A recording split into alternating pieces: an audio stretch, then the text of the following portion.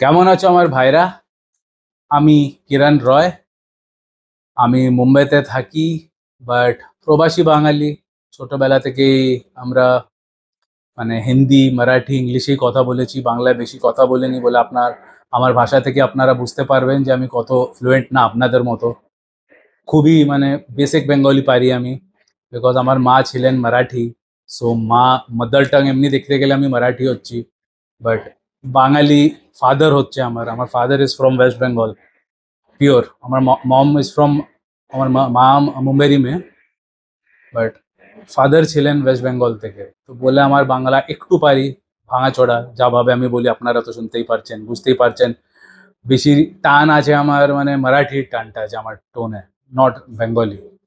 তো আমার মানে I am more of a Marathi to be very frank. But আমার বাবা, আমার দ্য মেন রিজন বিং ছোটবেলা থেকে আমরা মহারাষ্ট্রতেই বড় হয়েছি, মুম্বাইতেই বড় হয়েছি, তো মানে আমার ওয়েস্ট বেঙ্গলের সাথে সেরকম কোনো কানেকশনই রয়নি। মানে ওয়েস্ট বেঙ্গল আমার পিসিরা আছে, বাট পিসিদের সাথে আমি কি করবো গিয়ে, মানে ছোটবেলায় এক দুবার গিয়েছিলাম কলকাতায়, ভালো লাগেনি, আর যাইনি ওর পরে। বাট গার্লফ্রেন্ড ছিল অনেক, তো গার্লফ্রেন্ডের জন্য আসতাম, বাট ওটা তো আমি হোটেলে থাকছি, দেখা করে 5 স্টার হোটেলে থাকছি। তোমাদের পার্ক স্ট্রিটের লাইনে অনেকগুলো হোটেল টোটেল আছে, ওখানে থাকতাম। সামপ্লেস হিলসে মাল খেতাম, পারফর্মও করেছি অনেক। সামপ্লেস হিলসে আমার অনেক শোজ হয়েছে, ওখানকার অনেক মিউজিশিয়ান ফ্রেন্ডসরা আছে আমার, সবাই চেনে আমাকে। এখনো গেলে আমার ওখানে, আজকেই যদি আসি, আজকেই রাত্রিরে আমার একটা শো করিয়ে দেবে ওরা। ওখানকার অর্গানাইজার আমার খুব ভালো বন্ধু। তো আছে আমার কানেকশন, গিটার ফ্যাক্টরি আছে আমার নৈহাটিতে, বাট যাওয়া আসা হয় না, মাল আসতেই থাকে আমার এখন, মানে অটো পাইলটে চলে বিজনেস। তো that is my basic connection with Bengal is what I would like to tell you. But still, since আমার বাবা বাঙালি, তো I have a Bengali connection. আমার নামও রয় হচ্ছে, বেঙ্গলি টাইটেল হচ্ছে আমার। তো আমি definitely genuinely concerned, and I definitely want to, I only want the best for my Bengali brothers. আপনারাও জানেন এটা। আমি আপনাদের যে ফ্লস গুলো বের করছি ভিডিওসে, ওটা এই জন্যই যে আপনারা ফ্লসটা যদি জানতে পারেন, তখনই তো আপনারা ওটাকে ইমপ্রুভ করতে পারবেন।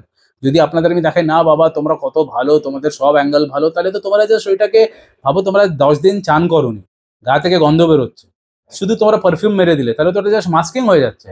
তোমাদের যদি গন্ধটা বের করতে, তাহলে তো চান করতে হবে, ভালো করে স্ক্রাব করতে হবে সাবান দিয়ে, তখন মানে সোর্স থেকে তোমাদের বের করতে হবে গন্ধটা।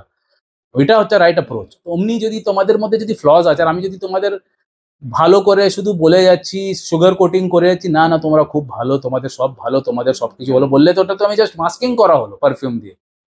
আমি বাট তোমাদের এখন চান করাচ্ছি, ভালো করে ঝেড়ে স্ক্রাব করে চান করাচ্ছি, তখন তোমরা মানে কোনটা ভালো অ্যাপ্রোচ তোমরাই বলো। অনেকগুলো যে লুজার বাঙালি সিম্পরা, ওরা বলে যে আমি খারাপ বলছি। আরে আমি খারাপগুলোকে যদি সামনে আনবো, তখনই তো তোমরা ওটাকে ট্যাকল করতে পারবে। আমি যদি শুধু ভালো ভালোই করে ওটাকে যদি মাস্ক করে দিচ্ছি, গন্ধটাকে মাস্ক করে দিচ্ছি, তাহলে তো তোমরা একটা লালা ল্যান্ডে ফুলস প্যারাডাইসে থাকছো। তাহলে তোমরা তো কোনটা ভালো তোমরাই আমাকে জানাবে কমেন্ট সেকশনে, যে কোনটা ভালো। তোমাদের আমি জামা কাপড় নতুন করিয়ে, চান করিয়ে, ফ্রেশ করে তোমাদের আনছো, এটা ভালো, যা যেমন আছো ওর উপরে শুধু একটু পারফিউম মাখিয়ে দিলাম, হয়ে গেল। ডিওডোরেন্টের টেন একটা শেষ করে দিলাম, হয়ে গেল। কোনটা ভালো আপনারাই আমাকে জানাবেন। কারণ আমি যে কাজটা করছি আপনারাও জানেন, আমি জামা টামা খুলে চান টান করিয়ে ফ্রেশ জামা কাপড় পরিয়ে তোমাদের নতুন মানুষ তৈরি করাচ্ছি। তো তোমাদের আমাকে জানাবেন। আজকের ভিডিওতে আমি আপনাদের একটা জিনিস অ্যাড্রেস করার আছি, যে অনেকজন আমাকে জিজ্ঞেস করে যে দাদা এমন কিছু সাইকোলজি ট্রিক্স দাও না, যাতে আমার যে ওয়াইফ আছে, ও আমি ওকে ছেড়ে দেবো, ওর ভয় পায়। মানে আজকাল আপনারা জানেন সব জায়গায় বউরা এক্সট্রা ম্যারিটাল অ্যাফেয়ার করছে, ওদের কোনো ভয় নেই, মানে they have no fear of the husband, of the consequences. কোনো জিনিসেরই ওদের ভয় নেই, ওরা যা দিব্যি করেই লেগে আছে, একদম চালিয়ে যাচ্ছে, যা করার করছে। তো আমাকে এমনি অনেক ভাইরা, বাঙালি ভাইরা বলে, বাংলাতে ভিডিও বানাচ্ছি, বাঙালি ভাইরা আমাকে জিজ্ঞেস করেছে যে দাদা এমন কোনো সাইকোলজি টেকনিক দিন, আপনি তো সাইকোলজি গুরু হচ্ছেন, আপনি তো সাইকোলজি এক্সপার্ট, ফিমেল সাইকোলজি তো আপনি পুরোই ক্র্যাক করে দিয়েছেন, তো এমন কোনো সাইকোলজি ট্রিক্স দেন না যাতে ওদের একটা ভয় ঢুকে যাবে যে আমি ওকে ছেড়ে দেবো। মানে ওরা কি ভাবছে, যদি ওদের মধ্যে একটা ভয় থাকে যে আমি ওকে ছেড়ে দেবো, তাহলেও কোনো খারাপ কাজ করবে না, তাহলেও ওকে ওবে করবে, তাহলেও মানে ওকে রেসপেক্ট করবে। বুঝছো ব্যাপারটা, কানেকশনটা বুঝছো?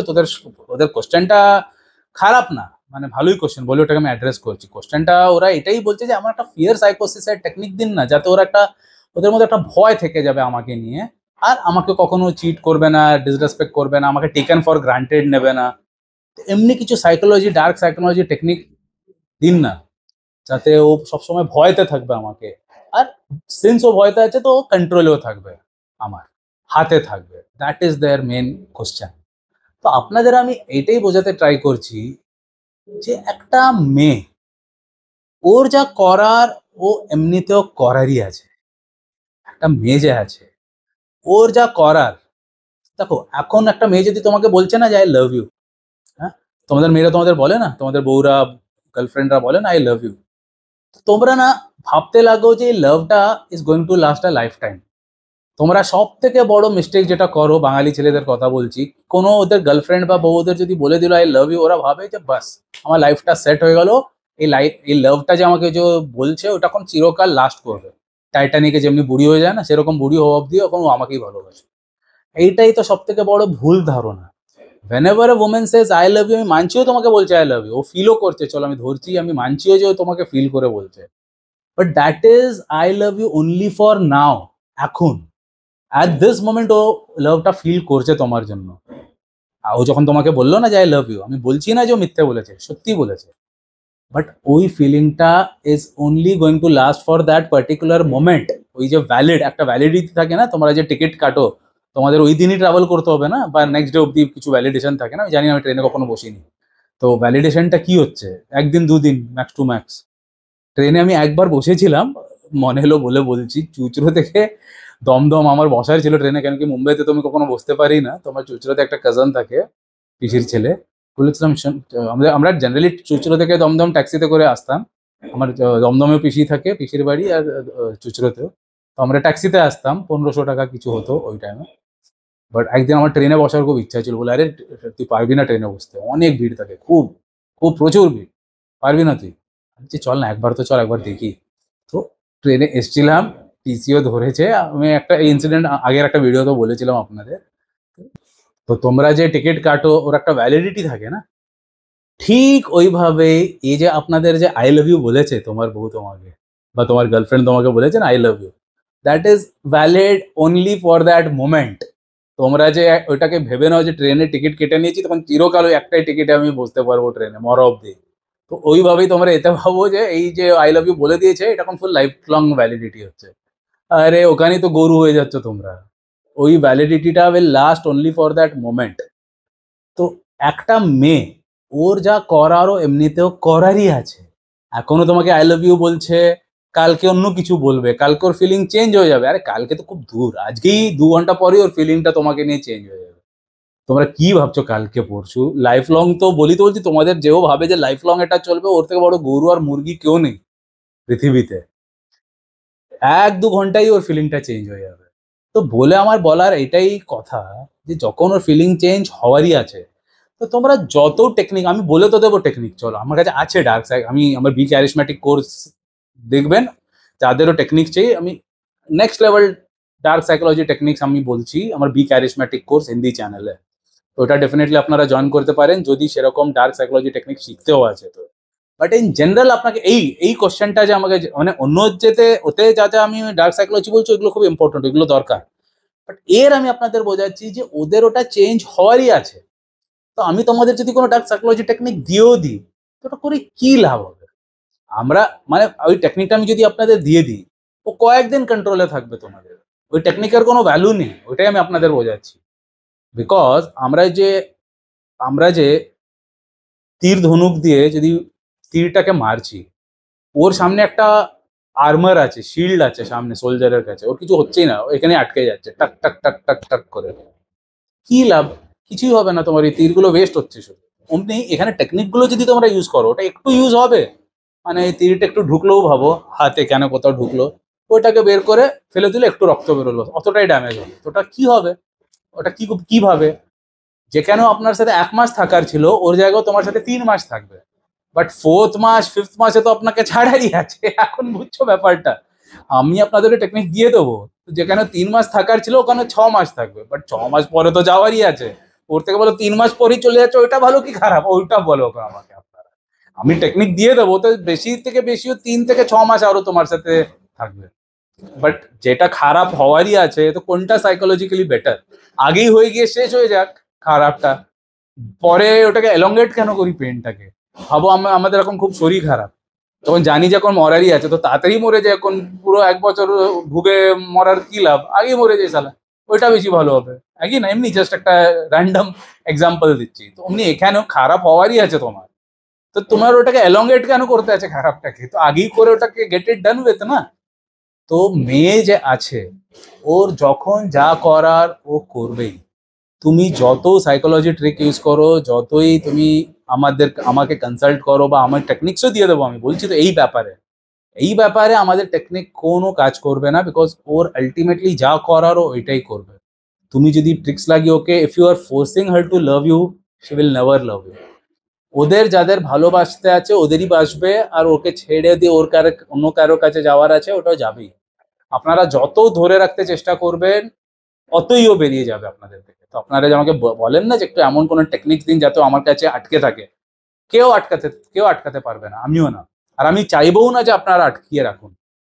বলে একটাই শুধু সলিউশন হচ্ছে, যেটা আমি আপনাদের দিতে চাই, ডিপেন্ডই করুন না কারো উপরে নির্ভরই করুন না, নিজের উপরে নির্ভর করুন, নিজের একটা পারপাস ডেভেলপ করুন, নিজের বডি বানান। বাঙালিরা বডি অ্যাসপেক্টে বাবা রে বাবা, মানে খুবই খারাপ, খুবই খারাপ।